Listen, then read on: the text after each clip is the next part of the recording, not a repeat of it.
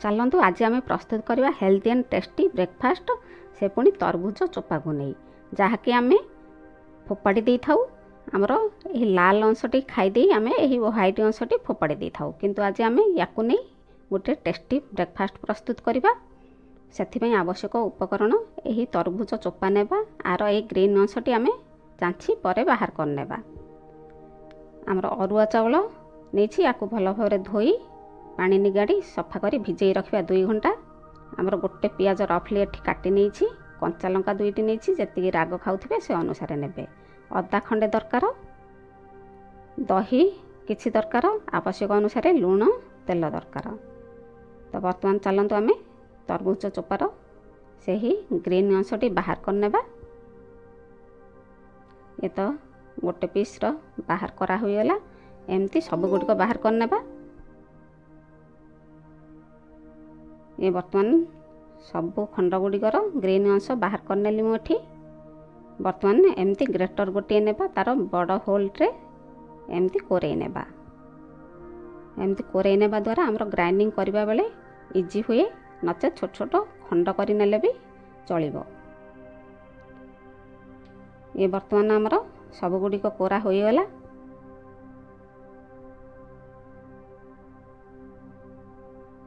बर्तमान जीवा देखा आमर अरुआ चाउल भिजिला कि नहीं मु तो 2 घंटा आगु भल भाव धोई परिष्कार कर भिजई नहीं थी ये बर्तमान तो भिजिगला आमर बर्तमान जीवा आम ए सब ग्राइंडिंग करने आमर गोटे गिना तरबुज चोपार कोरा नेबा गोटे गिना अरुआ चाउल यही मापर ने आपण परफेक्ट चकुली प्रस्तुत हो पार ए सब बर्तमान ग्राइंडर जार दिया हुआ बर्तमान से कटा पियाज लंका अदा देदेबा या चिकनिया करी ग्राइंडिंग करने ये देखंतु बर्तमान आमर एकदम चिकनिया करी ग्राइंडिंग करा हुईगला ता गोटे पात्र को बाहर करने बर्तमान आउ बलका आमर थिबा तरबुज चोपार कोरा आउ अरुआ चाउल ग्राइंडर जार देदेबा दही 3-4 चामच देदेबा दहीटी देले आमर भल टेस्ट और भल फ्लेवर आसीबो से फर्मेटिंग हेबारे भी साहाय्य करिवो संगे संगे आमर परिवार अछि ना सेथिमे दहीटी देले भल हुए। बर्तमान तो सब गुड़ी को आमर ग्राइंडिंग करा हुएला आवश्यक अनुसार लुण दे ताकू भल भाव में मिसई नेबा भल भाव में मिसई नेबा परे आमर आधा घंटा को छाड़देबा या भितर चलणु आमर चकुली सांगरे खाइबा भली गोटे चटनी प्रस्तुत करिबा सेथिपई आवश्यक उपकरण आमर भजा बुट एठी मु गोटे गिना नहीं एमती चोपा लगा बुटटी नहीं या परे चोपा बाहर करने रफली काटी नहीं गोटे पियाज 2टी लंका नहीं जी राग खाऊे से अनुसार ने दही किछि दरकार आमर छुंक देवाई जीरा सोरिष बिरी डाली सुखिला लंका भृषंग पत्र दरकार आवश्यक अनुसार लुण तेल दरकार। बर्तमान आम से ही भजा बुट को गोटे पात्र रे ढाली नहीं एमती हाथ में मंथिले सी चोपा गुड़िक सब गुंड हो जाए ताकू एमती गुंड होगा पर ताकू बाहर करने सब चोपा गुड़िक भल भाव ये बर्तमान आमर एकदम परिष्कार करा होईगला बुट गुड़िक बर्तमान आपको ग्राइंडर जार देदेबा ताको एमती ही ग्राइंडिंग करने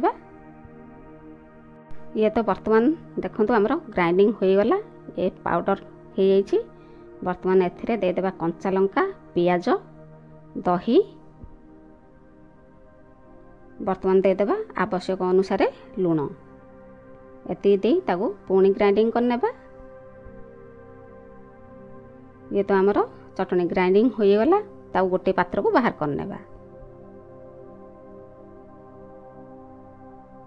बर्तमान जीवा आमर छुंक देवाई गोटे पात्र बसैबा से देदेबा अध चामच तेल तेल गरम होगा पर से आमर फुटण देदेबा जीरा सोरिष बिर डाली सुखिला लंका ताकू टिके भाजी नेबा ब्राउन कलर करी बर्तमान देदेबा भृषंग पत्र ताकू पुणी किछि समय भाजी नेबा